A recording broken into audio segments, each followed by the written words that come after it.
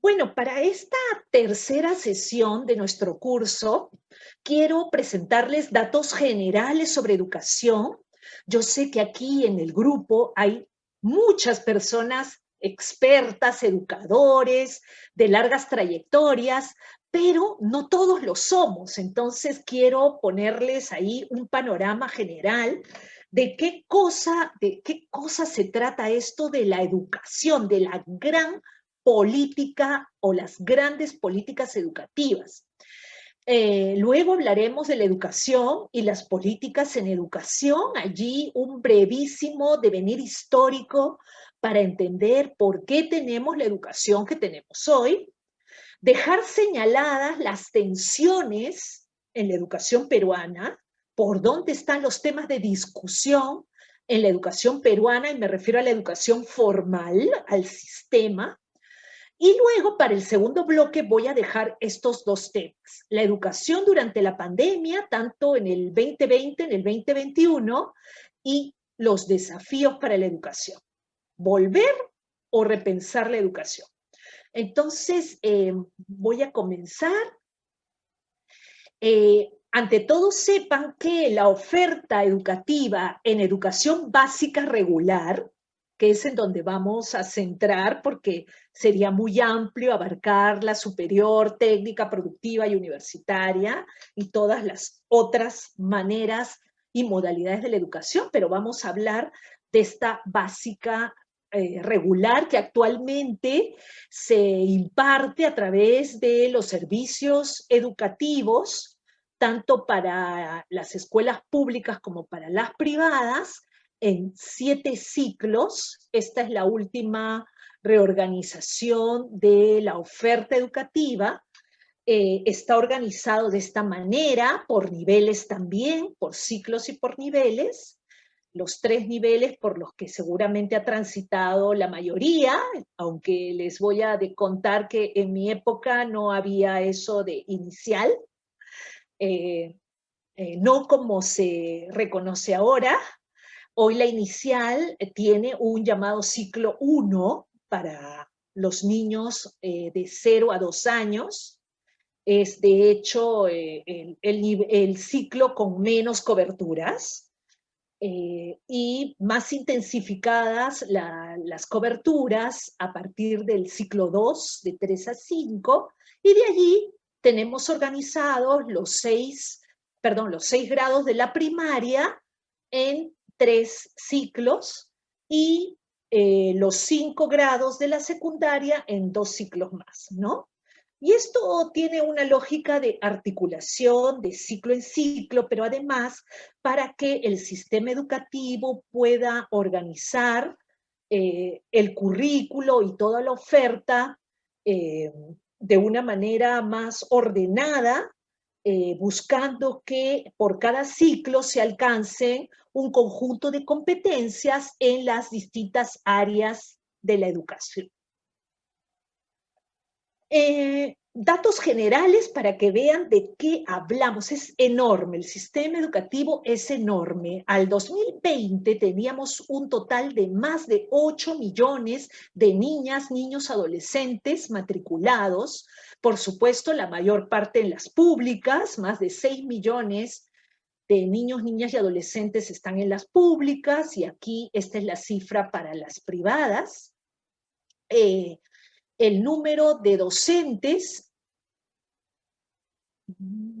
perdón, el número de docentes al 2020 es más de medio millón de maestros y maestras, la mayoría en las escuelas públicas, y en cuanto al número de instituciones educativas, estamos hablando de más de 100.000, ¿no? Más de 82.000 públicas, más de 24.000 privadas. Estamos hablando de un sector enorme, ¿no? Entonces esto nos da una idea de qué complejas son las políticas en materia de educación. Y solo estamos hablando de la básica regular. Ustedes, si gustan, acá está el enlace para Scale, que es una fuente de información que se actualiza cada año con el censo escolar, y allí pueden encontrar un sinnúmero de información de carácter público. en relación a educación, por regiones, por provincias, hasta por institución educativa. Bueno, esta es otra información que proviene también de Scale, en este caso alimentada por el censo educativo. He marcado en la básica regular estas cifras de matrícula por niveles, ahora diferenciada por niveles, solo para que pensemos, ¿no? La cantidad de niñas y niños que están en la inicial, más de 1 millón, en la primaria, más de casi 3 millones, y en la secundaria baja, ¿no? Entonces, esto también nos da una idea de cómo fue históricamente cubriéndose la oferta educativa, ¿no? Que empezó en la primaria, luego en la secundaria y luego en la inicial, ¿no? Pero también sabemos que por muchas razones eh, en la secundaria los niveles de deserción son más altos, sobre todo en poblaciones del área rural, eh, y a partir del tercer, cuarto, quinto de secundaria, ¿no? Esto lo podemos conversar luego. Cuando hacemos un zoom por área, es decir, urbana-rural, que es la división clásica de estas informaciones, encontramos esto, ¿no? ¿Dónde está la concentración de la población estudiantil del nivel inicial? Pues, por supuesto, siempre va a ser mayor en el ámbito urbano, ¿no? Podemos ver la comparación, fíjense ustedes, en la primaria y en la secundaria, ¿no? Y un zoom por sexo, masculino-femenino, encontramos esto, ¿no? Como verán, siempre es menor a nivel de mujeres, ¿no? Es menor. Estamos hablando del dato de matrícula del 2020. Era solo para que ustedes tengan un panorama de que cuando hablamos del sector educación, pues es enorme, ¿no? Bueno, entonces vamos conversando sobre las políticas, la educación y las políticas educativas. Y una primera distinción hay que hacerla en este sentido. Una cosa es la educación, otra el servicio educativo y otra la escuela, ¿no? A veces lo tomamos de una manera, lo manejamos y lo hablamos, lo incorporamos en nuestros discursos como si fueran sinónimos, pero no, la educación es la función, ¿no? El servicio es lo que se da, lo que se brinda como parte de la política, y la escuela es la institución en donde se desarrolla ese servicio. En el Perú como política social, la educación como política es asumido por la República. Y al comienzo de la instalación de la República, pues estuvo a cargo de la Iglesia Católica, solo alcanzaba a élites en escuelas y en lo que se le llamaba las normales. Luego se fue extendiendo a otras ciudades. Primero estaba muy concentrada en la capital o en las grandes capitales, y poco a poco fue llegando a las pequeñas localidades. Primero el servicio se extendió de primaria, luego a secundaria y por último a inicial. Entonces, esto también tiene una lógica, ¿no? Los niños pequeños, los niños más pequeños, pues no se les consideraba necesario educarlos, sino en el ámbito de la familia. Entonces, no se pensó servicios para ellos, sino los primeros antecedentes los vamos a encontrar como a fines del siglo XIX, con pequeñas cunas privadas, y luego vamos a encontrar los primeros servicios educativos de carácter público, como en la década del 30, pero unos cuantos, unos cuantos, en la década del 30, en 1930, ¿no? Entonces, más bien la ampliación de todo el nivel inicial se ha venido dando recién en las últimas décadas, ¿no? Eh, y con más fuerza, con, digamos, mayor decisión, con un sentido ya de impulso a la obligatoriedad, eh, pues, no sé, 20 años atrás, ¿no? No mucho más tampoco. Los procesos de enseñanza-aprendizaje siguieron modelos norteamericanos y europeos para ser desarrollados en escuelas, ¿no? Entonces, ¿a quién se le ocurrió que la educación tenía que darse en escuelas cerradas, por edades, ¿no? Además, al inicio separando primero solo para los varones, luego para las mujeres y de manera separada, ¿no? Bueno, pues esto es porque la escuela es una institución, digamos, de fines del siglo XIX, es una institución europea, ¿no? Y como tal, como la conocemos hoy, eh, pues ha llegado prácticamente en una réplica idéntica, ¿no? Y cómo enseñar, cómo impartir, digamos, las clases. Antes se hablaba de instruir, ¿no? De la instrucción. Eso sigue los modelos europeos y norteamericanos, ¿no? En Perú, la educación como política social se entrega como un servicio educativo, ya hemos visto, está estructurado por niveles, ciclos y grados, con un paquete curricular. La currícula nacional está basada en competencias, ¿no? Entonces hay un conjunto de competencias que todos los niños, niñas y adolescentes que transitan por la educación básica regular tienen que alcanzar, ¿no? De una manera gradual, progresiva, por determinadas áreas de estudio, ¿no? El llamado sistema educativo, como hoy lo conocemos, tiene una estructura de nivel nacional, regional, local, hay que decir, con un limitado vínculo intersectorial, es decir, la educación básica regular es fundamentalmente intrasectorial, ¿no?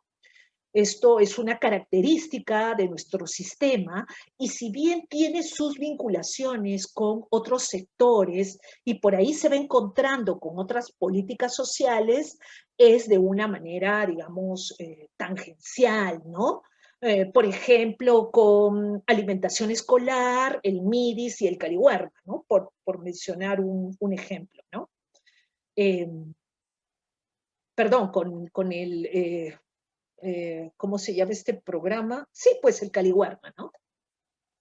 Eh, entonces, como un antecedente para que tengan una referencia de cómo se veía la educación durante el gobierno de Pardo en sus dos periodos, salió una ley del año 1905 que hablaba de que la instrucción primaria elemental es obligatoria. Esta es la primera ley que ya habla de la obligatoriedad de la educación. En las escuelas oficiales se debe suministrar gratuitamente y hace una distinción por varones y mujeres, ¿no? Los varones de 6 a 14, pero las mujeres solo hasta los 12. Y bueno, esta instrucción va con libros y útiles de enseñanza, ¿no? En el artículo 2 de esta ley dice que la instrucción elemental comprende lectura y escritura, 4 operaciones de aritmética y sistema decimal, las nociones generales de geografía universal y particular del Perú, catecismo político, doctrina cristiana y ejercicios físicos, ¿no? Luego hubo algunos ajustes y se hablaba como parte de este paquete curricular la urbanidad, ¿no? Urbanidad era también un área por la cual todos los estudiantes tenían que transitar. Esto nos da una idea de cómo en este proceso de extensión de la política y de ampliación de cobertura se pensaba la educación, ¿no? Responde a la época, sin duda, eh, eh, pero también nos da una idea que esto responde a un proyecto de sociedad, ¿no?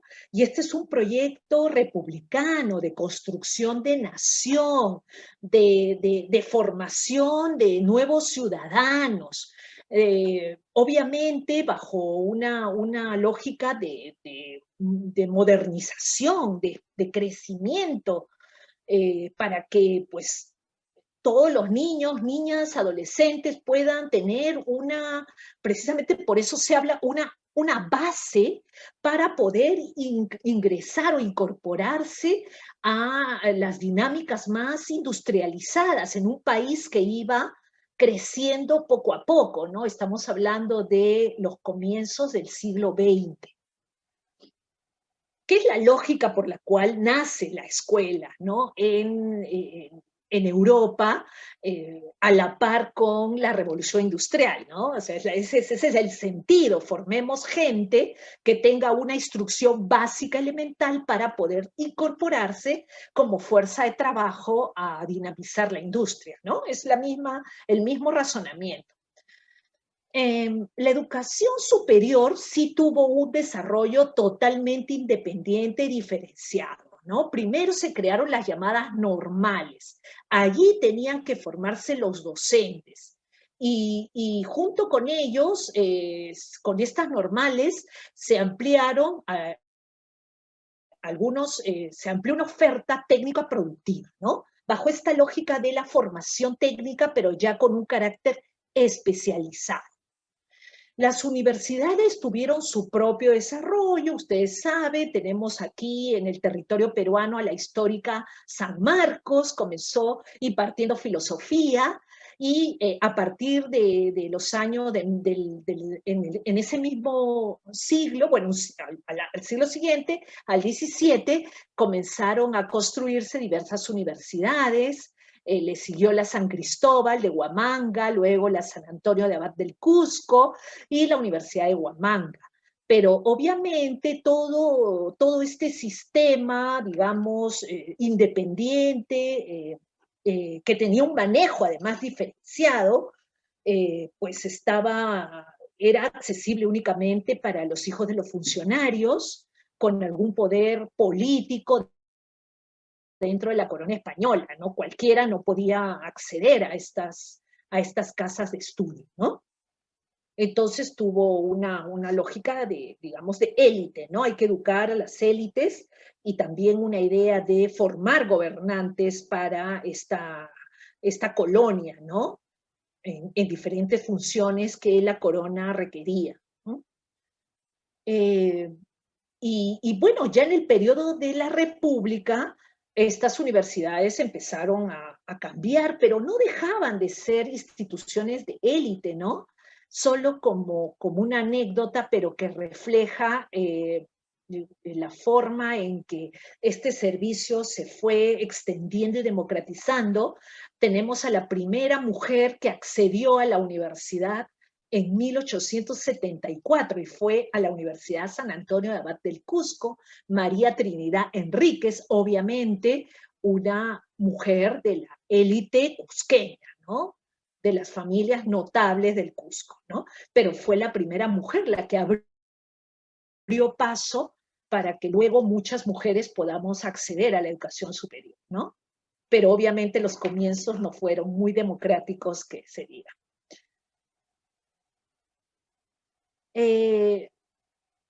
Traigo esta referencia, este texto, la reproducción, que es muy interesante, porque quiero solo mostrar de una manera muy sintética las formas en que se fue analizando la función de la escuela como una institución opresora y reproductora de un sistema, ¿no? ¿Desde cuándo hablamos de la escuela como una reproductora de la sociedad? Todo esto es, por supuesto, parte de un discurso marxista, ¿no? Y capitalista, en contrapunto. Entonces, estos autores, Bourdieu, Passerot, escribieron este libro maravilloso, La reproducción, en los años 70, y nos dicen, ¿no? La escuela es una instancia legítima de legitimación de lo arbitrario cultural, que contribuye a la reproducción de la estructura, de la distribución del capital cultural entre las clases. La escuela tiene la función social de enseñar, define lo que es legítimo aprender e impone la cultura de las clases dominantes, ¿no? Entonces, desde un pensamiento marxista, y los neomarxistas también lo sostienen, y viene también la crítica desde otras corrientes del pensamiento, como las posturas, digamos, más latinoamericanas, decoloniales, o incluso desde los estudios culturales, ¿no? Una mirada, un entendimiento que la escuela es reproductora de la sociedad, ¿no? Y esto tiene, digamos, estos antecedentes en estudiosos como Bourdieu, Passerot, ¿no?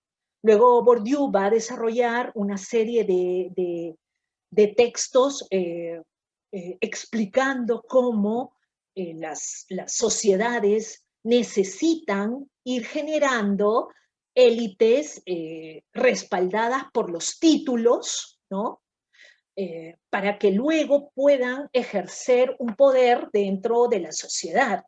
Entonces, esto va profundizando las diferencias en las jerarquías sociales de clase, pero también de género y también de etnia, ¿no? Entonces, en ese sentido ya los aportes, las interpretaciones y los análisis que viene desde las ciencias sociales nos van a dar también una lectura amplia y crítica de lo que significa la escuela, ¿no?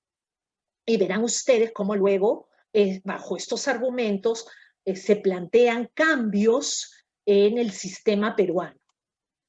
Precisamente la reforma educativa durante el gobierno de Velasco Alvarado va a plantear a partir de 1972 una serie de cambios bastante profundos a este sistema educativo, en la forma en que venía desarrollando la política educativa.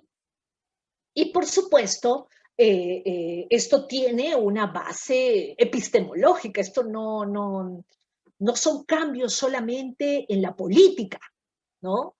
Sino tienen un fundamento filosófico, ¿no? Ahí tenemos, por ejemplo, Augusto Salazar Bondy, pensador, ideólogo de la famosa reforma educativa de Velasco Alvarado, ¿no?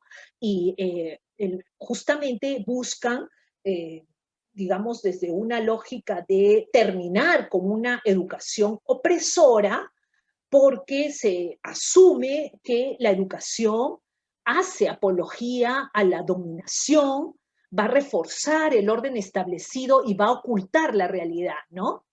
Esto es lo que nos dice Augusto Salazar Bondy, y esto lo hace en los contenidos y en las relaciones, cuando el maestro ejerce la disciplina escolar, impone ideas, subordinando la conciencia y la voluntad de los educandos, ¿no? Hay toda una serie de libros explicando todo lo que luego fue la filosofía, que luego se ha tratado desde muchos otros autores como filosofía de la liberación.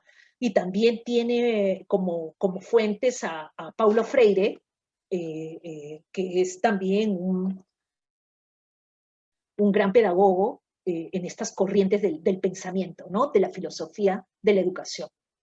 Y para enfrentar esta filosofía de la dominación, nos dice, hay que concientizar. En verdad, habla de interconcientizar, porque nadie se concientiza solo, ¿no? Entonces, dice, hay que interconcientizar para desalienar, para romper con esa cultura opresora instalada por la educación opresora, ¿no? Entonces hay que despertar la conciencia, generar una crítica racional, ¿no? Optar por una opción relacional, un compromiso existencial, una liberación de la conciencia, en fin, ¿no? Solamente quiero dejar planteado que, de hecho, la reforma educativa va a marcar un hito eh, dentro de la historia del sistema educativo peruano, que no lo podemos obviar porque es importante, va a intentar plasmar un pensamiento distinto a la educación y de hecho va a dejar huellas, ¿no? A pesar que la reforma como tal, en muchas de sus características y políticas específicas no continuaron, ¿no? O sea, se plantó más o menos en 1976, 78, pero bueno, allí hubo, se instalaron varios aspectos muy interesantes. Un aspecto aquí en el orden de lo simbólico que instaló la reforma educativa fue tratar de vernos iguales, ¿no? Hasta antes ya habíamos comentado, las instituciones educativas, las primeras que fueron expandiéndose a lo largo del siglo XX, estaban regentadas, sobre todo las privadas, por órdenes religiosas. Por ejemplo, la orden Champagnat, ¿no? Y ellos tenían el colegio Champagnat, que funciona hasta hoy, con una, obviamente para pues familias que podían pagar, ¿no? Eran pues son colegios todavía de élite y instituían su propio currículo, funcionaban como ellos consideraban, con sus propios horarios, sus propios planes de estudio y con sus propios uniformes, ¿no? Por ejemplo, sus uniformes cotidianos, sus uniformes de gala, ¿no? Aquí vemos a dos niños muy elegantes, ¿no? La reforma de Velasco más bien implantó el uniforme único, ¿no? Esto es interesante en lo simbólico, ¿no? Porque se impuso que todas las instituciones, las escuelas y colegios, como se decía antes, no podían, ninguna podía imponer un uniforme que no fuera el uniforme único, ¿no? Eh, Quizá muchos de los participantes no han alcanzado estos uniformes porque luego se liberó otra vez a discreción por las instituciones, pero durante muchos años tuvimos el uniforme único y el uniforme, por ejemplo, de educación física, muy sencillos, y todas las instituciones, sin importar que sean públicas o privadas, tenían que implementar y sujetarse al uniforme único, a los planes curriculares, a todo lo que la reforma planteó, ¿no? Pero es interesante porque la idea era, aunque no seamos iguales, hay que vernos iguales, ¿no? Ese era un poco el sentido, ¿no? Bueno, en cuanto a las tensiones, eh, me parece interesante en ese rápido devenir histórico del sistema y de la forma en que se desarrollaron la política. Ustedes han visto, comienza siendo privada y luego deviene en pública. Perdón, quiero ver el chat. Ajá, sí, ahora lo conversamos, sí, interesante lo que están comentando ya. Empieza siendo privada y de élites, ¿no? Vamos a hablar desde el periodo de la República porque digamos, durante la colonia tuvo otras características, ¿no? Eh, pero empezó de esta manera, eh, privada para las élites y fue tornando a pública, ¿no? A pública y de carácter obligatorio, ¿no? Por supuesto, primero para los varones, con ciertas prerrogativas para los varones que para las mujeres. Un segundo aspecto en tensión, y digo en tensión porque esto viene de mucho tiempo, es decir, el devenir histórico marca lo que tenemos hoy como educación, ¿no? Eh, y de hecho esto se mantiene, ¿no? Eh, en el imaginario, pues se ha ido generando esta representación de que lo privado es mejor que lo público. Eh, y está eso muy instalado, ¿no? Y hemos visto las cifras, la mayor cantidad de la oferta educativa está en lo público, ¿no? Para la básica regular. Eh, Sin embargo, estas tensiones continúan, ¿no?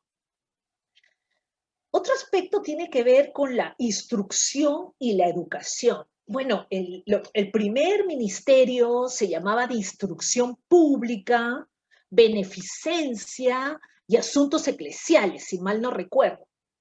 Es decir, el primer ministerio, cuando se fue ordenando la República, como a mediados del siglo XIX, no se hablaba de educación, se hablaba de instrucción, ¿no?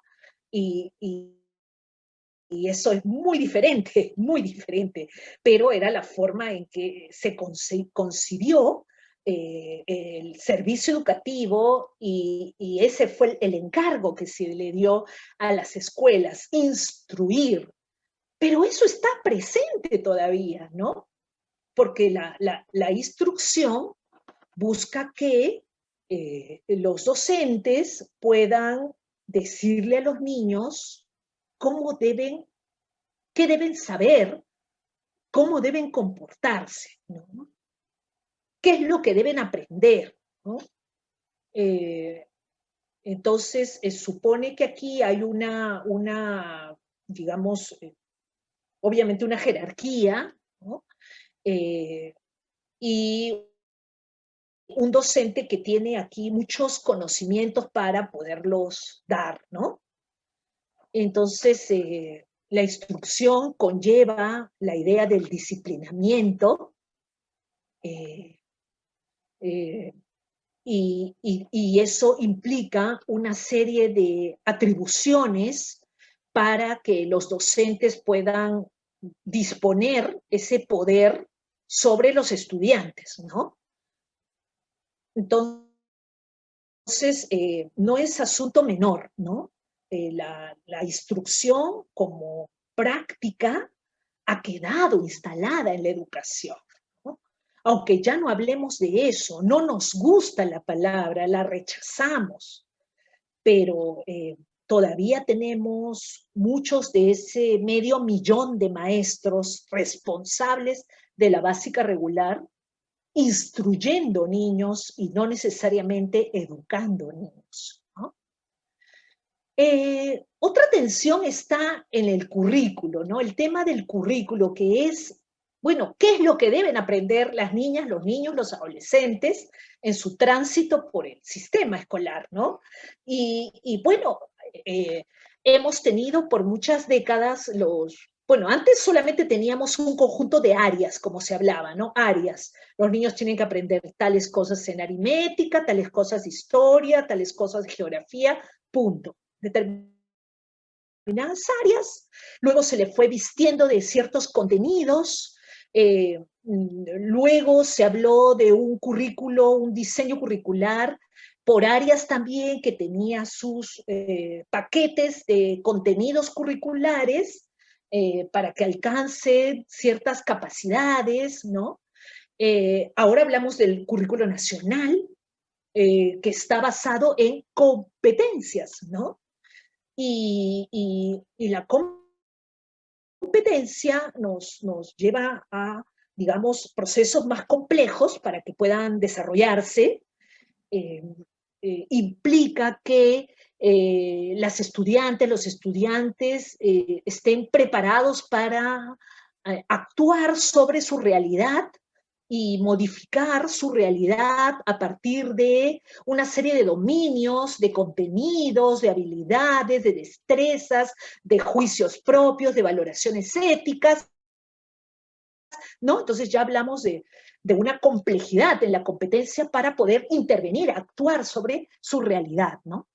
Ese es el currículo nacional, pero hasta hace poco, en varias regiones de nuestro país, se habían elaborado en base a una movilizaciones muy interesantes en varias regiones, hacia la elaboración de proyectos educativos regionales con currículos propios, ¿no?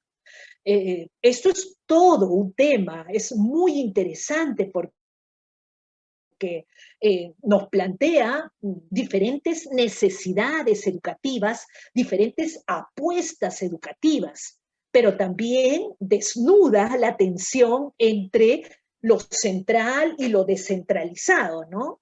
Eh, entonces, aquí hay un asunto que no es poco, es bastante amplio.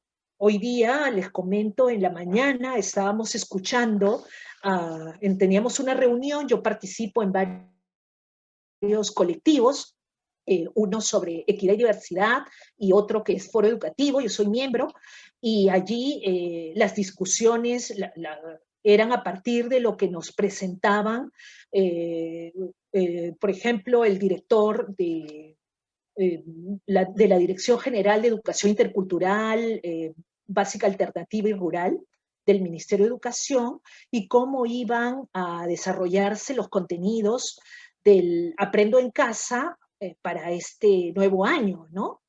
Y entonces nuevamente quedó revelado de que eh, había un enorme trabajo de parte de esta dirección con muchísimos especialistas de diferentes regiones para que puedan trabajarlo para distintas culturas e inclusive en diferentes lenguas, pero lo hacían acá, ¿no? Lo hacían acá desde Lima, ¿no? Y, y luego enviaban estas unidades, o ahora quieren hablar más de proyectos de una especie de unidades, pero a través de proyectos escolares, para que luego lo desarrolle el maestro en la escuela apoyándose de una serie de recursos, ¿no? Y esto, por supuesto, obedece a una lógica de cumplir con el currículo y alcanzar determinadas competencias que están dichas ahí en el currículo, ¿no?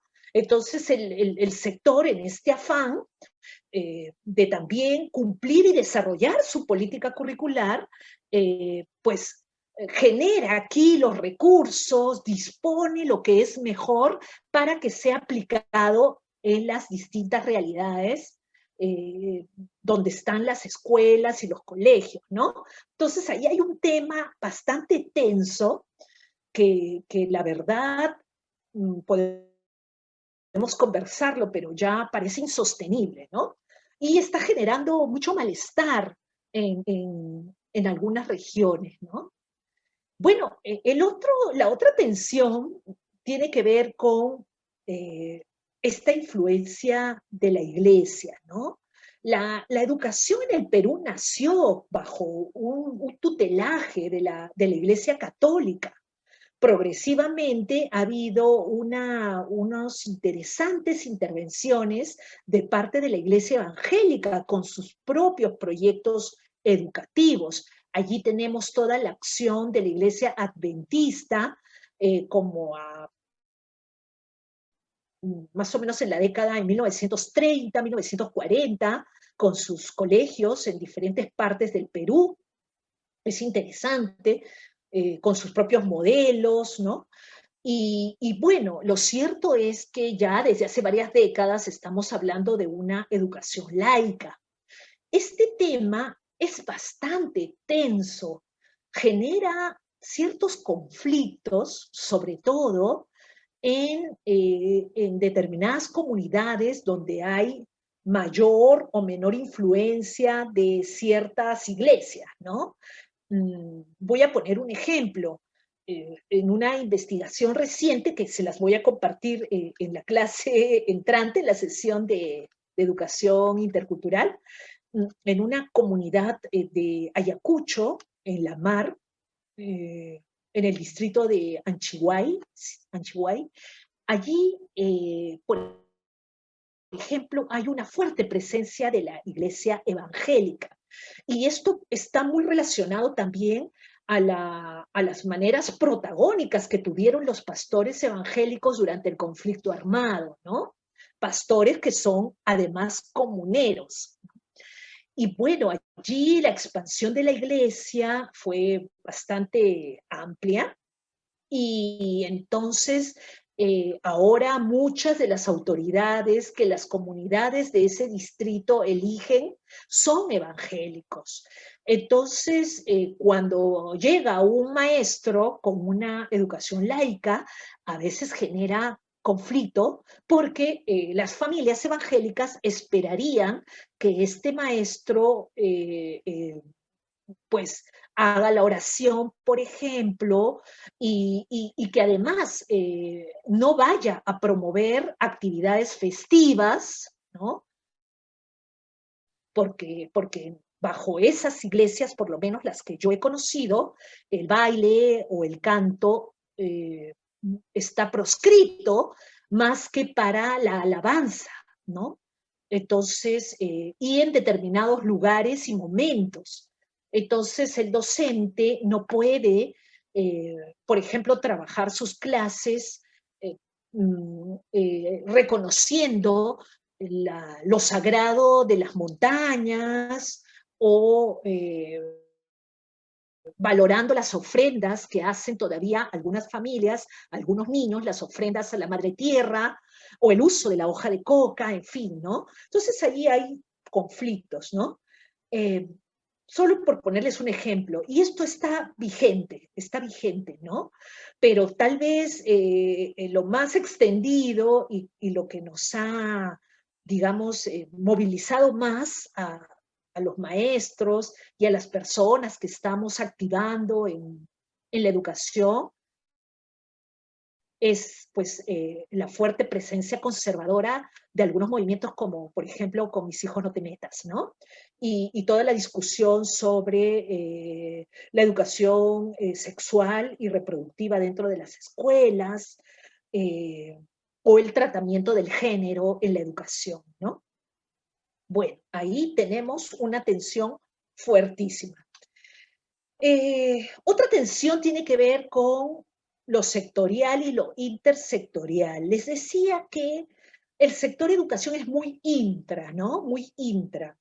Recientemente, con lo que ha acontecido con la pandemia, el sector educación ha estado vinculándose más con el sector salud, aunque tuvo su tiempo la Alianza Educación-Salud durante algunos años, promovido por un concepto muy interesante que se llama salud escolar.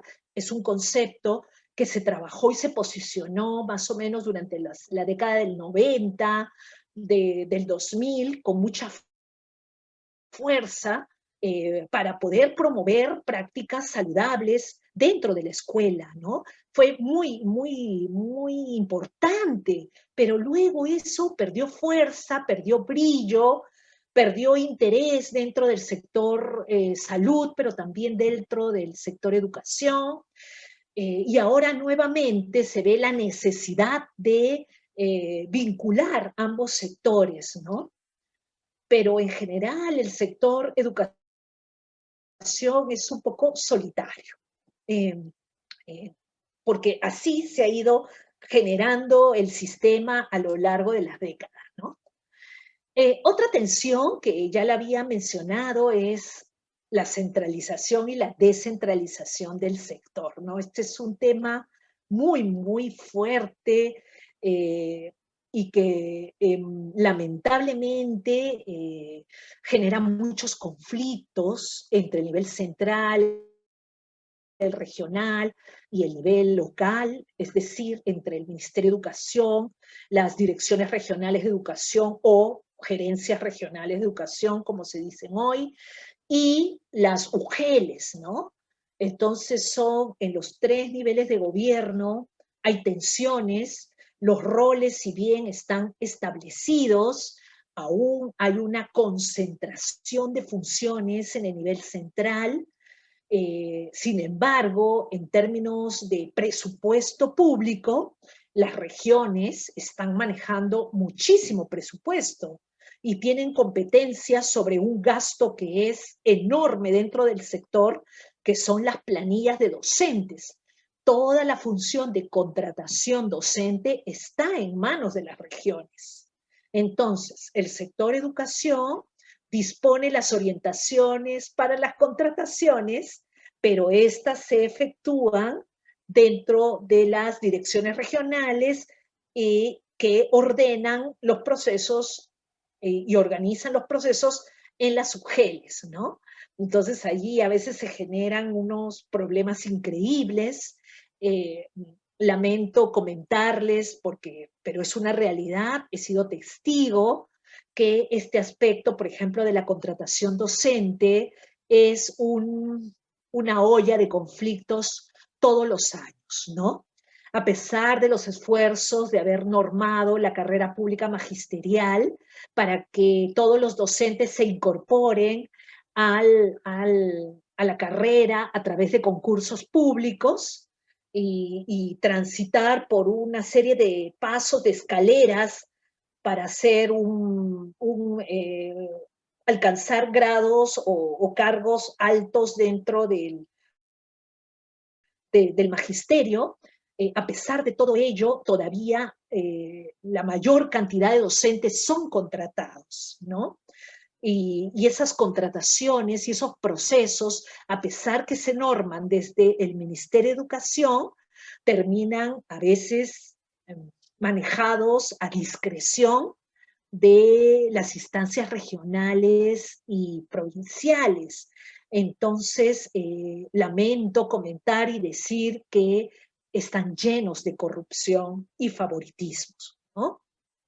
He sido testigo cómo llega a una escuela bilingüe, quechua, un maestro, un administrador de empresas que no habla quechua, que viene desde Ica, que no tiene la carrera, ni siquiera tiene el título, es un egresado de una carrera técnica de administración, y llega a enseñar a una escuela bilingüe quechua, ¿no? ¿Y cómo llega ese maestro? Bueno, luego conversando, me entero que es porque es amigo, del padrino, del director, ¿no? Y esas relaciones que uno pues puede ir desenmarañando, ¿no? Y que ponen en evidencia que hay fuertes conflictos en este aspecto de los procesos de contratación y que se desatan en campañas donde también interviene el gremio magisterial, a veces para también eh, favorecer, ¿no?, a sus miembros, ¿no? Todo esto está allí y se da entre los meses de diciembre, enero, febrero, marzo, son las batallas campales por los procesos de contratación, ¿no? Y tiene que ver con esto, ¿no? Con estos procesos, centralización, descentralización, en tensión, eh, que no se resuelven, ¿no? El Ministerio de Educación como nivel central es enorme, es gigantesco, es un aparato increíble. Ahora está transitando a la discusión de una nueva ley orgánica de funciones, hacia la creación, hacia un reordenamiento interno para que haya un viceministerio de Educación Básica Regular, viceministerio de Educación Superior, y eso va a ordenar varias direcciones que al interior están sueltas y que a veces hacen que los procesos se independicen y se manejen descoordinadamente, ¿no? Entonces, bueno, el otro elemento o la otra tensión en el sector educación tiene que ver con las lenguas, ¿no? La educación, el sistema educativo se ha ido instalando en base al castellano, ¿no? Históricamente, y luego por la presencia de los modelos extranjeros y por el dominio de determinados países en el orden mundial, pues se ha ido introduciendo la necesidad de las lenguas extranjeras, ¿no? Pero esto también viene con la presencia de colegios extranjeros dentro del territorio peruano que han promovido el uso de otras lenguas, de las lenguas de donde vienen esas instituciones, ¿no? Pero pues predominantemente el sistema educativo se imparte en castellano y se promueve el inglés, ¿no? Pero sabemos que desde el impulso de la EIB, de la educación intercultural bilingüe, pues nuevamente se ha puesto en discusión y que con las lenguas originarias, ¿no? Que con las 48 lenguas originarias que se hablan en el Perú. Entonces, esto pues es todo un tema que ya se ha incorporado en la política sectorial de educación intercultural y educación intercultural bilingüe, para que en aquellos territorios donde hay un predominio de lengua originaria, se tenga que brindar una educación intercultural bilingüe, es decir, la lengua originaria y el castellano, ¿no? Y allí una serie de maneras, de formas de brindar este servicio, ¿no? Pero es toda una discusión, ¿no? Es toda una discusión porque no se trata solamente de la lengua, ¿no? La lengua representa la cultura de un pueblo y, y sabemos que la posibilidad, por ejemplo, que nuestras instituciones educativas puedan incorporar una lengua originaria, abriría una beta enorme para procesos más democratizadores, para ir, por ejemplo, abordando el racismo, las diferentes maneras en que se discrimina a los pueblos originarios, en fin, ¿no? Ahí hay un tema muy interesante que de hecho lo vamos a abordar con más profundidad en la siguiente sesión. La otra tensión tiene que ver con la universalidad, ¿no? Y esto tiene un antecedente en todo lo que ha sido la expansión de los enfoques de derechos y de desarrollo humano después, en la década del 90, ¿no? Esto no viene de la nada, ¿no? Todas las políticas sociales de corte universalista, si bien tienen sus discusiones, sus antecedentes en las llamadas políticas del bienestar, en la década de Roosevelt en Estados Unidos, años 50, a nuestros países, en la región latinoamericana y en los llamados antes países tercermundistas, como nos decían antes, o ahora países en vías de desarrollo, como se nos dice más amigablemente, las políticas y los universalismos se presentan justamente ante la necesidad de asegurar derechos, ¿no? Y los derechos tienen como características ser universales. Para el caso de la educación, el movimiento fuerte viene con una famosa declaración de educación para todos en Hontien, una famosa convención gigante en Tailandia, y entonces allí se da toda una declaración para que los países que con menos niveles de escolaridad vayan cerrando brechas y vayan asegurando la educación de sus niños, de sus niñas, de sus ciudadanos, con especial énfasis en las mujeres, que siempre han estado con menos niveles educativos.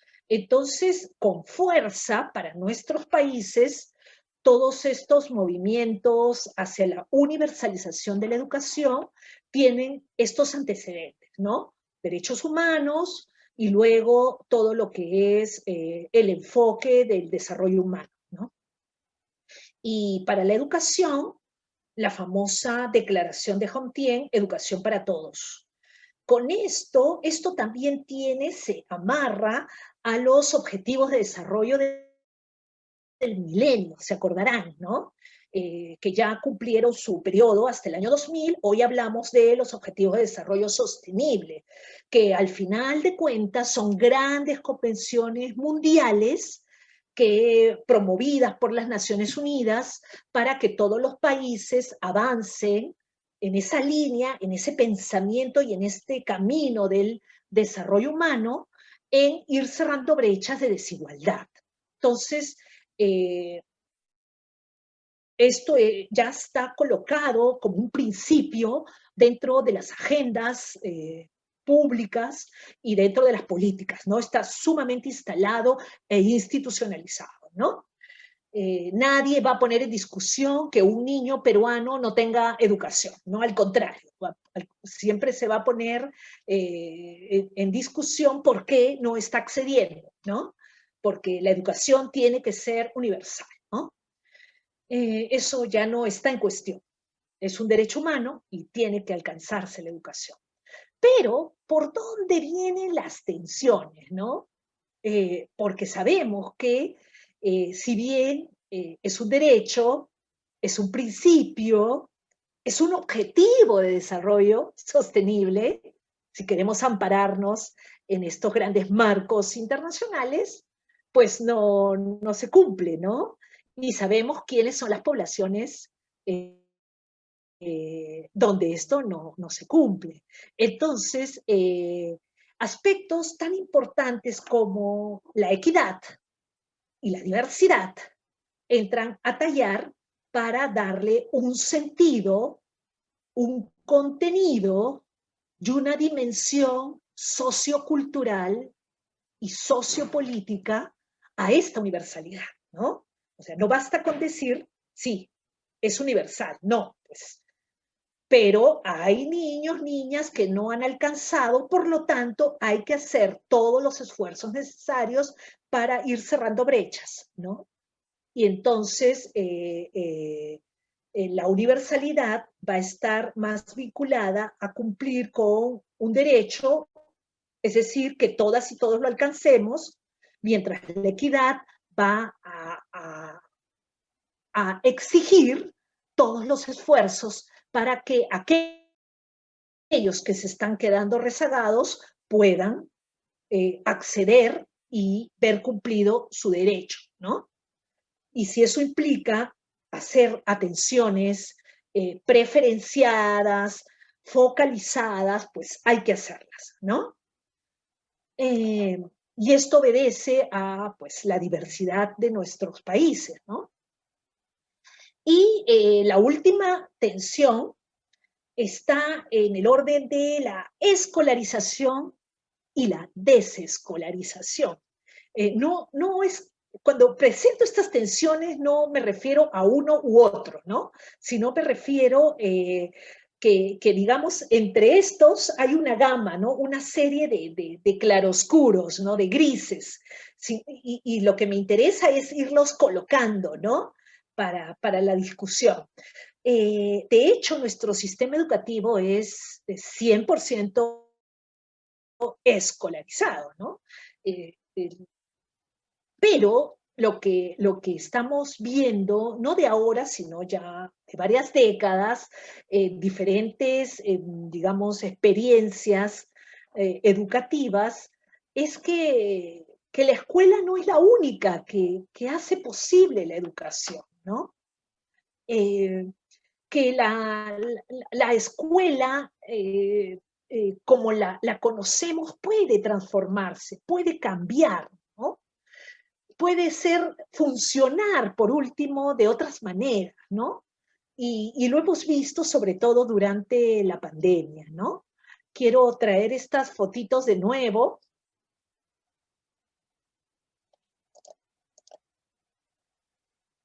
Ah, perdón. Perdón. Bueno, nada, esto lo vamos a ver más en la próxima, en el segundo bloque, con algunas fotos para ilustrar esto y cómo se ha dado también durante la pandemia. Pero hay muchas voces en torno a a, a la necesidad de plantear una discusión en torno a cómo funciona el sistema educativo y si necesariamente tiene que mantenerse bajo estas formas de escolarización, ¿no? Entonces hay un cuestionamiento a la escuela, cómo funciona, cómo opera hoy día, ¿no? Y parte de los argumentos es que no se ha renovado a los tiempos, ¿no?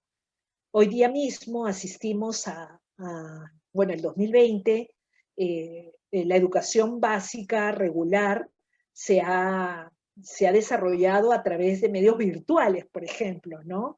Mientras las escuelas han estado con llave, con candado, ¿no? Entonces eso también nos problematiza el asunto de la escuela, ¿no?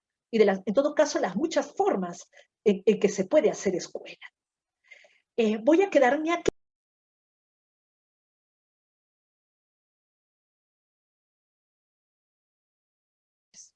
Muchas gracias. Bueno, entremos a esta segunda parte para hablar sobre lo que pasó con la educación durante la pandemia.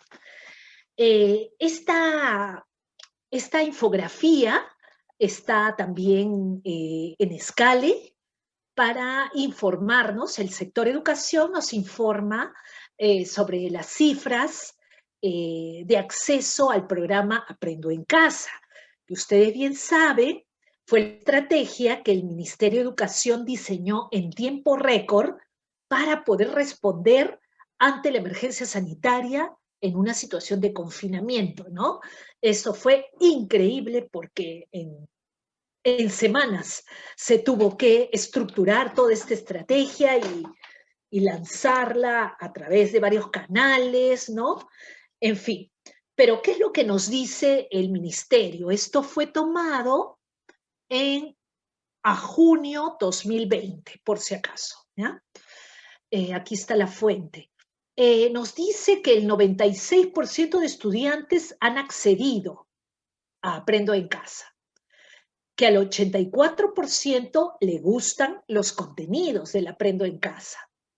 El 98% de los docentes se han comunicado con la familia de estudiantes en la última semana. El 93% de estudiantes reciben retroalimentación a sus trabajos por parte de sus tutores o docentes, ¿no? Repito, el dato se tomó en junio 2020.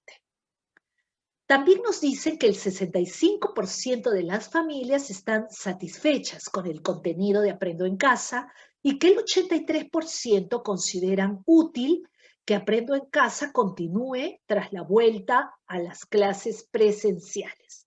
Recordemos que en agosto o en julio hubo un intento de volver a la presencialidad, ¿no? Y se intentó, pero luego hubo un retroceso de parte de Martín Benavides, aquel entonces nuestro ministro de Educación.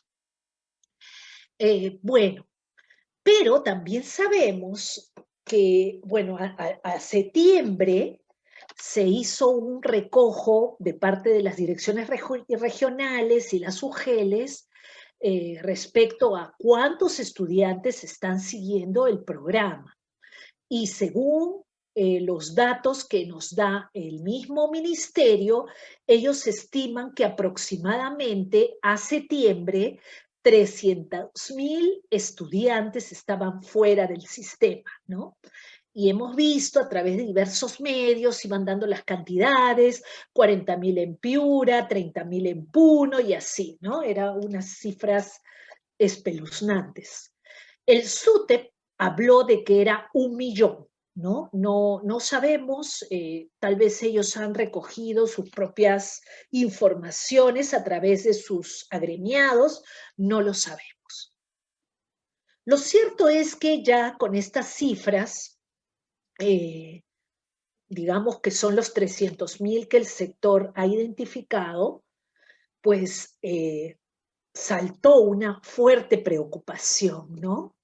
Y se habló inmediatamente de deserción o abandono, ¿no? Que es el término que se usa pues en la jerga de educación para, digamos, nombrar a la situación de aquellos estudiantes que abandonan, ¿no? el sistema educativo, que se van, ¿no? Pero, digamos, desde miradas más críticas que yo comparto, preferimos hablar de expulsión del sistema educativo.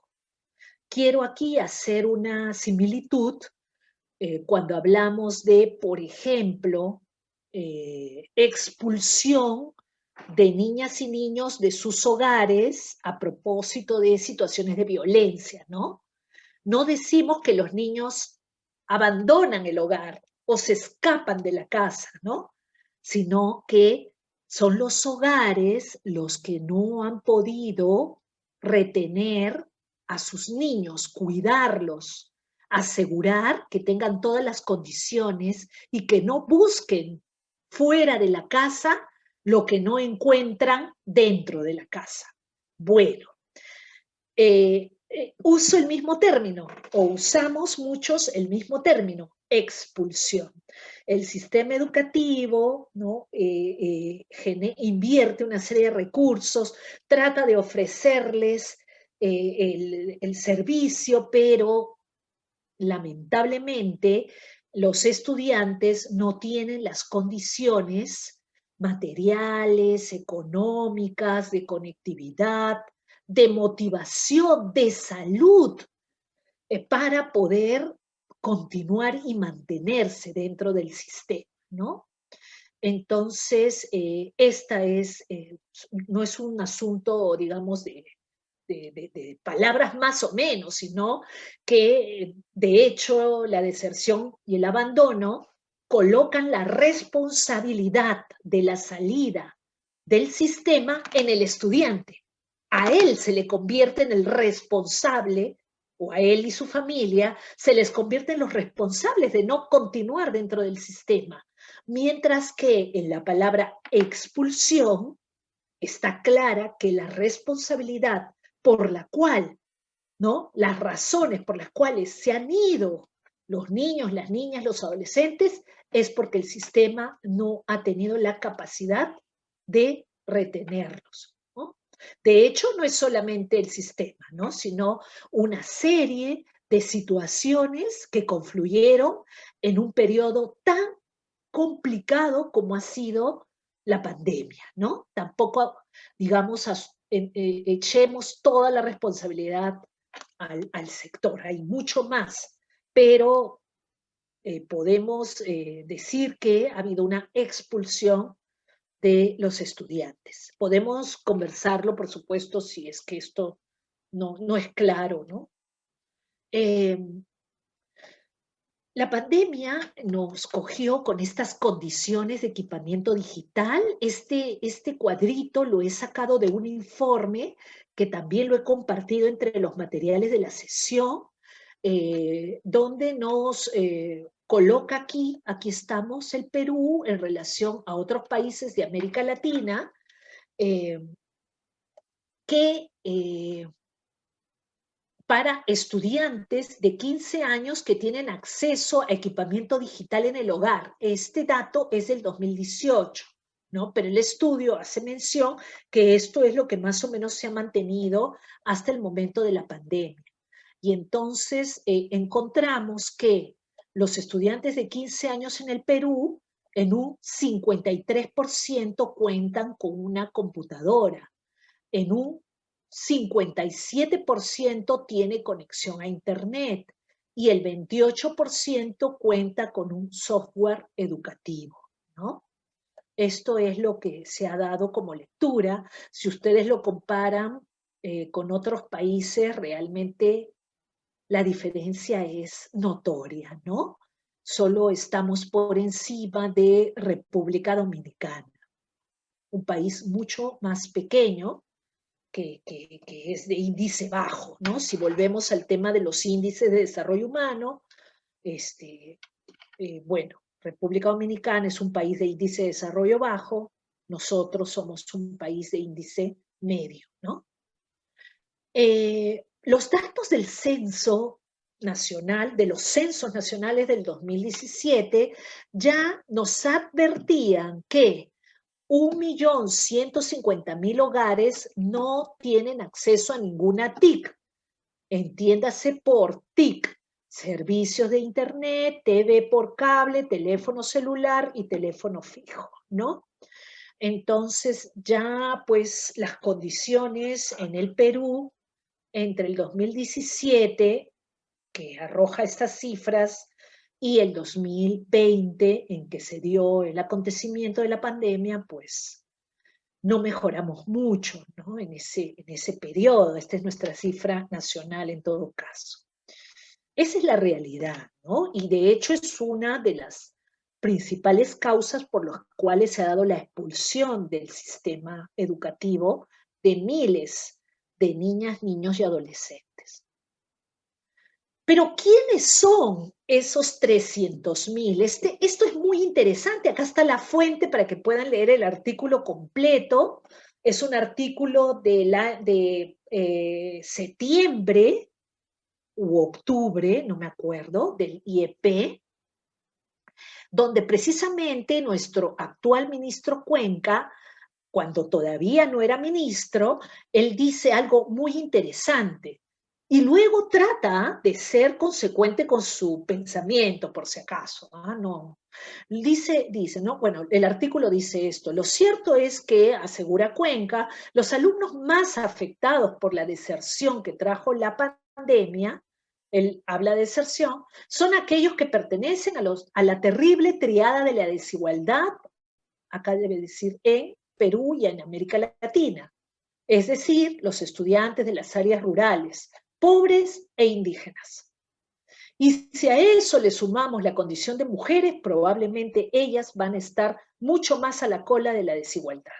Históricamente en Perú, la brecha entre mujeres indígenas y no indígenas es mucho más grande que la brecha entre hombres y mujeres. Entonces, es importante, ¿no? Porque el dato solo no nos dice de qué se trata, ¿no? Digamos, el fenómeno de la expulsión, sino indagamos quiénes son, ¿no? Quiénes son los que están fuera, ¿no? O quiénes estuvieron fuera durante el año 2020, ¿no? Por supuesto, esta salida fue progresiva, eso también es importante decirlo. Empezó a darse a partir de agosto, septiembre, ¿no? Con algunas amigas y vecinas, pues ya sus hijos estaban totalmente cansados de la virtualidad, de mantener clases a través del programa Aprendo en Casa.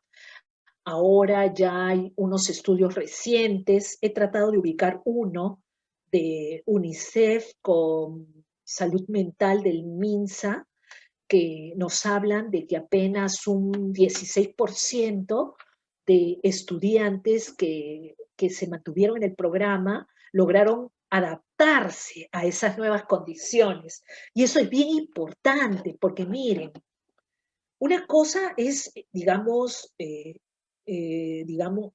entrar a una nueva manera de recibir el servicio educativo virtual, ¿no?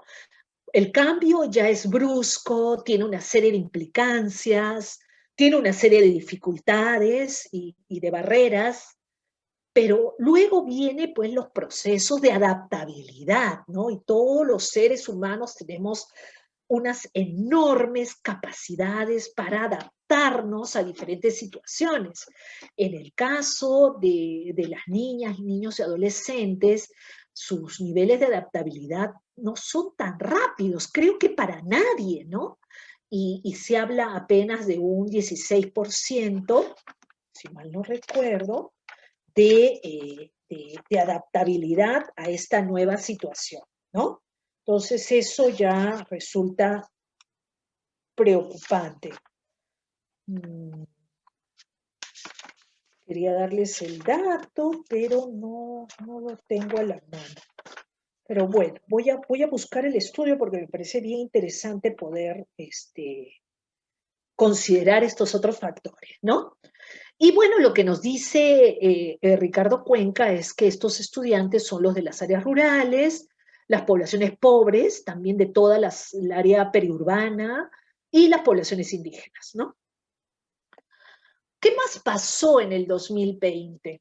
Bueno, en cuanto a la educación, ¿no? Alrededor de 110.000 estudiantes pasaron de la educación privada a la pública. Esto es interesante, ¿no?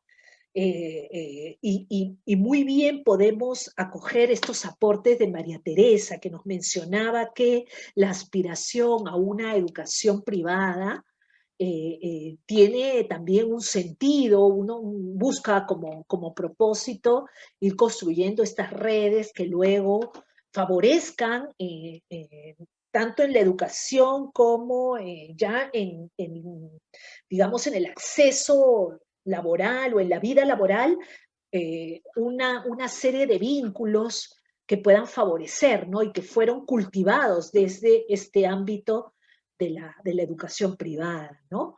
Fíjense que salieron miles, ¿no? Miles han pasado a la escuela pública y esto de hecho también generó una serie de dificultades para la gestión de las instituciones, que además se hacía remotamente, como para los docentes, que algunos de un momento a otro vieron aumentado el número de sus estudiantes para atenderlos a través de WhatsApp, de llamadas telefónicas o de esporádicas visitas a los domicilios, ¿no? Entonces, también esto se convirtió en todo un desafío, pero, digamos, el Ministerio de Educación, hay que reconocer, tuvo la capacidad de responder a esta situación de que pues los niños, las niñas iban abandonando las escuelas, ¿no?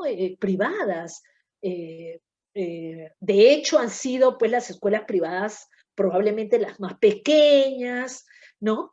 Pero de todas maneras, ahí hubo toda una movilización generando, digamos, registros por regiones, reubicando a los estudiantes, etcétera, ¿no? También tenemos que mencionar que hubieron incontables, porque no existe todavía un registro de experiencias de educación comunitaria, sobre todo en los ámbitos rurales y en los territorios de los pueblos originarios, ¿no? Donde inclusive muchos jóvenes ya que habían alcanzado la educación secundaria se convirtieron en promotores, se convirtieron en docentes comunitarios, intitulados, pero allí estaban respondiendo a la necesidad de las niñas y los niños, ¿no? Sin ir muy lejos, mis estudiantes de EIB de la Universidad Antonio Ruiz de Montoya, que son becarios de Beca 18, estudian la carrera y son jóvenes indígenas que volvieron a sus comunidades cuando se declaró la emergencia sanitaria. Ellos iban llevando sus cursos en la universidad virtualmente y a la vez se convirtieron en profesores y tutores de todos los niños de la comunidad porque eran los únicos con, digamos, estudios universitarios en la comunidad y tuvieron que encargarse, ¿no? Y ahí hay experiencias hermosas que yo he ido registrando de estudiantes, mis estudiantes de séptimo ciclo de EIB, que estaban desarrollando las clases y asesorando a los niños y escuchando con ellos por radio el programa Aprendo en Casa, entonces tratando de continuar, ¿no? Dentro de la comunitariamente, reemplazando al docente y continuando el servicio formal, ¿no? De educación formal.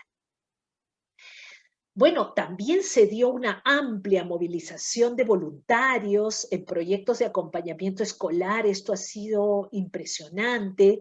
Por supuesto, de esto no se habla mucho. el sector, sería maravilloso que dé cuenta de esto, ¿no? Y diga, en el año 2020 se movieron, no sé, 5.000 personas, 6.000 personas, apoyando niños, niñas en diferentes lugares, pero de esto no se habla, tampoco está sistematizado, pero sería una maravilla hacer un reconocimiento a toda esta enorme movilización, ¿no?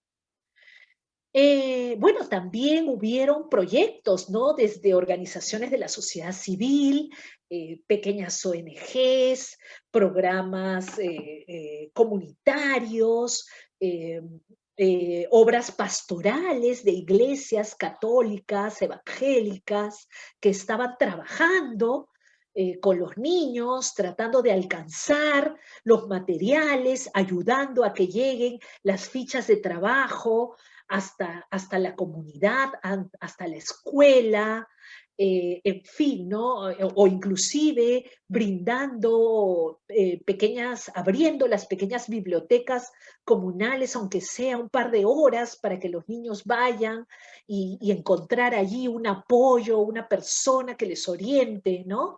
Ha sido una cosa impresionante todo este despliegue anónimo, silencioso, pero muy, muy extendido, ¿no? Y también, a pesar que el programa Aprendo en Casa se dio por Radio Nacional, TV Nacional y por convenio con muchas radios y otros medios, eh, lamentablemente hay que decirlo, los medios de comunicación, los grandes conglomerados de los medios de comunicación, la verdad es que colaboraron muy poco con esta estrategia nacional. O sea, realmente le dieron la espalda a los niños, a las niñas, a los adolescentes, estudiantes, ¿no? Sin embargo, los que se apuntaron, los que estuvieron allí, eran las pequeñas radios de provincias, las redes de radios populares, comunitarias, los altoparlantes de los pueblos, ahí reproduciendo los programas, ¿no? Activando las señales, las repetidoras para que lleguen los programas a la comunidad, ¿no? Entonces, también allí vemos una situación real, ¿no? Bueno, siempre esto ha sido un tema de discusión, pero los medios de comunicación hace mucho tiempo que no cumplen su función educadora, ¿no? Y que debieran tenerla, ¿no? Solamente se han dedicado a la información y al divertimento, a la diversión, más no al aspecto recreativo, pero no a su función educadora que la debieran cumplir, ¿no? Y bueno, pues el Estado peruano, el gobierno no lo exigió, ¿no? La verdad, yo esperaba que haya una exigencia, ¿no? A las grandes televisoras y radios, pero no sucedió. Bueno, y estos ejemplos, ¿no? Que les mostré en la primera sesión, ¿no? El caso entre las maneras en que se dio la educación comunitaria, aquí en Nauta, por ejemplo, ¿no? Las abuelas enseñando a las niñas y a los niños a aprender sobre plantas, remedios, a preparar los remedios, ¿no? Aquí no hay pizarras, aquí no hay libros, aquí no hay paredes, ¿no? Solamente las de cañitas que vemos acá. Aquí lo que hay es contacto, ¿no? Hay trabajo conjunto, como le decimos, aprender haciendo, ¿no? Aprender haciendo. Y esta otra, muy bonita, yo lo tomé de la página del Mantoc, esta foto de una joven voluntaria, estudiante universitaria, acompañando a una niña trabajadora en su casa, ¿no? Ayudándola apoyándola en sus tareas escolares, ¿no? Como un ejemplo del voluntariado, de la movilización anónima que se ha dado durante el 2020. Entonces, yo quisiera aquí volver a traer esta información que Pedro nos presentó del estudio de la OPS, que ya ustedes lo tienen como documento de la sesión 1, y que nos decía, ¿no?, que efectivamente la pandemia no tiene cara de niño. Sin embargo, según el secretario general de las Naciones Unidas, son las niñas, los niños, adolescentes los que están en riesgo de ser las mayores víctimas de esta pandemia. Y quería traerlo de nuevo porque cuando miramos los impactos en la educación, nos damos cuenta que la escuela, ya lo habíamos comentado, es mucho más que el currículo, ¿no? En la escuela ocurren muchas cosas, ¿no? Los niños son alimentados, tienen apoyo, tienen protección, socializan, juegan, se encariñan, ¿no? En fin, ¿no? Se organizan, y esto no ha sucedido, ¿no? Entonces, esto, de hecho, tiene impactos en su vida, en su salud mental, que es importante considerar, ¿no? Por eso me parecía importante volver a traer esta lámina para no perder de vista. Y bueno, esta lámina también es de ese estudio y nos dice, ¿no?, que el cierre de las escuelas afecta a los niños y sus familias en múltiples dimensiones. Nos dice la OPS, ¿no? Pierden oportunidades de aprendizaje y desarrollo socioemocional. Pierden otros servicios escolares, como los desayunos, almuerzos e incluso intervenciones de salud, que en el Perú también se dan en escuelas. Los efectos del confinamiento, la ansiedad o síntomas depresivos, regresión del desarrollo, alteraciones del sueño y del comportamiento, que afecta a niños y adultos. Como efectos positivos, algunos disfrutan más tiempo con sus padres o no son expuestos al bullying, también hay que decirlo, ¿no? No todos son afectados de la misma manera. Los más afectados son los niños, niñas pequeños, los niñas, niños con discapacidad y aquellos que ya vivían en condiciones adversas. Mayor riesgo de no regresar a la escuela o de mostrar dificultades para adaptarse al regreso. Mayor riesgo de embarazo adolescente, explotación sexual, matrimonio infantil, violencia, trabajo infantil y otras amenazas en el corto y largo plazo. Esto es lo que esta lámina es de la OPS.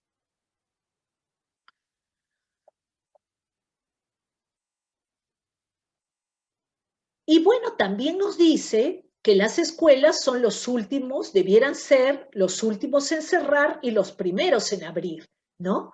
Ya habíamos visto, Pedro nos había mostrado en la primera sesión que, bueno, los niños son los que menos transmiten el contagio, ¿verdad?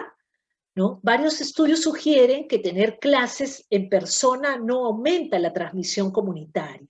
Los brotes en escuelas muestran que la transmisión adulto a adulto es más frecuente que la de niño a adulto, de adulto a niño o de niño a niño.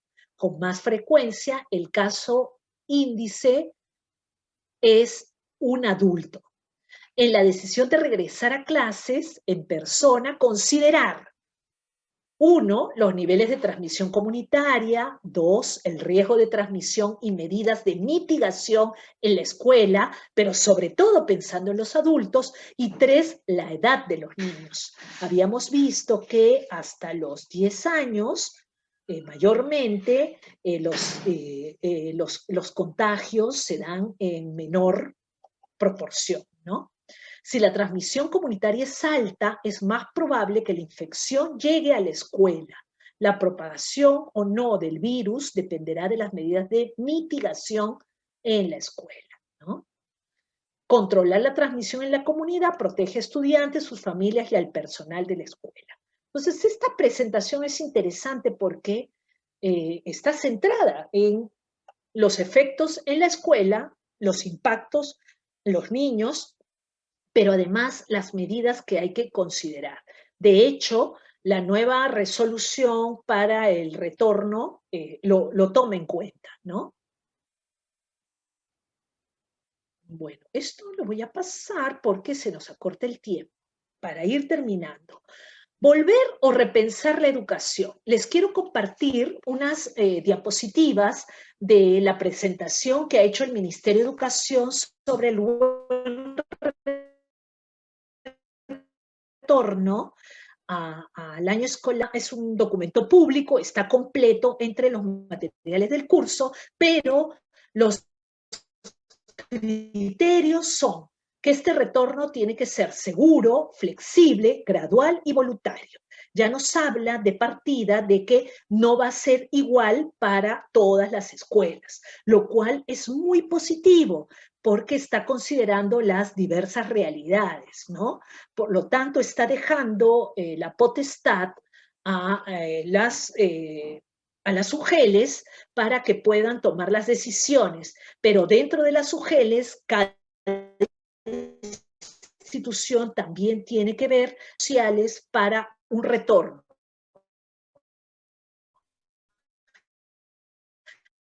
Ya sea virtual. Entonces, entre los indicadores epidemiológicos, disculpe, ¿me escucha?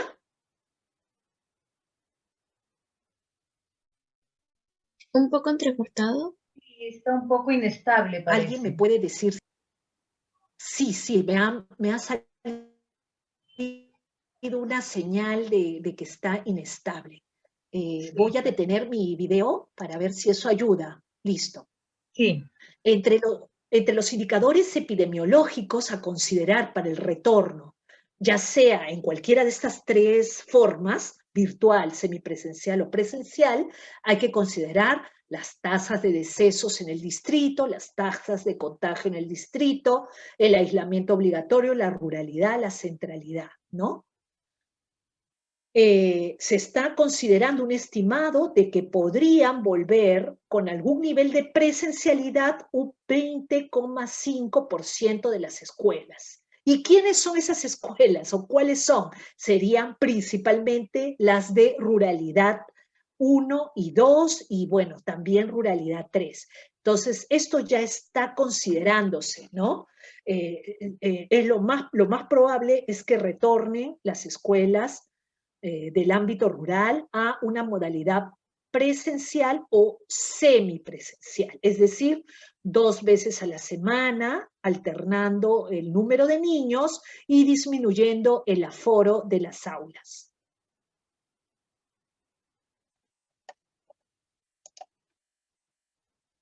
Y bueno, también están contemplados una serie de pasos, ¿no?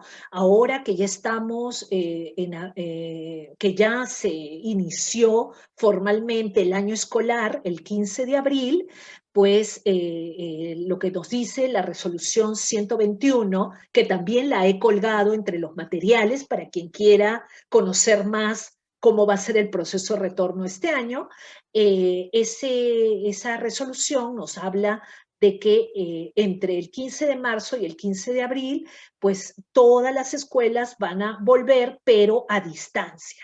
Si van a retornar a una modalidad presencial o semipresencial, se va a dar a partir del 16 de abril en adelante. Bueno, y para eso tiene que darse una serie de pasos, ¿no? Que es lo que se está planteando a partir de se ha conformado este grupo intersectorial nacional ya desde el año pasado, existe, pero se ha activado para poder definir todos los criterios epidemiológicos. Esto ya se hizo, también a nivel regional. A nivel de la comunidad educativa también tienen que haber un acuerdo entre todos los diferentes actores de la comunidad y finalmente asegurar que se cumplan, se establezca toda la organización, se implementen los protocolos para asegurar ese retorno, ¿no? Todo esto está en la presentación que ustedes tienen entre los materiales, ¿no? Estos son los aspectos principales del protocolo relacionados al aforo, al uso de los ambientes, la distancia física de 1,5 metros, el uso obligatorio de mascarillas para todos, para los niños, para los docentes, para las autoridades educativas, la limpieza y desinfección diaria de los locales, el monitoreo a la condición de salud del personal y estudiantes, y todas las condiciones de cierre y apertura, ¿no? Entonces, la resolución es bastante extensa, tiene muchísimos aspectos a considerar y también incluye incluso las competencias que tienen que priorizarse para este año. Y también establecen que entre la población escolar hay que priorizar ciertos grupos, ¿no?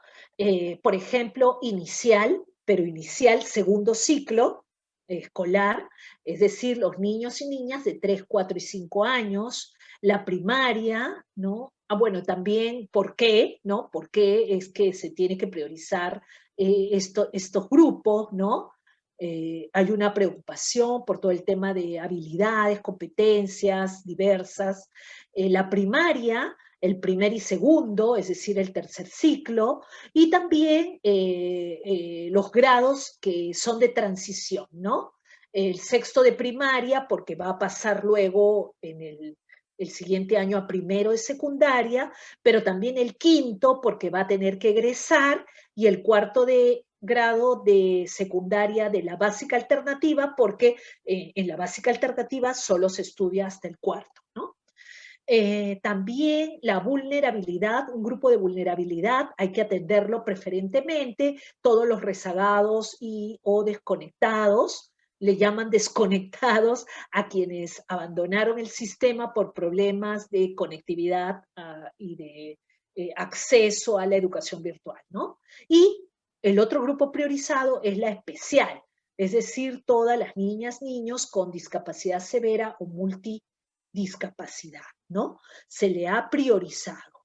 Y bueno, va a haber el aprendo en casa, aparece ahora diversificado, va a haber un aprendo en casa, un aprendo en la escuela y un aprendo en la comunidad, y esto para poder abrir paso a muchos otros recursos generados también desde los niveles de la escuela, de la comunidad, y bueno, con mayores canales, con el uso de las tablets, en fin, ¿no?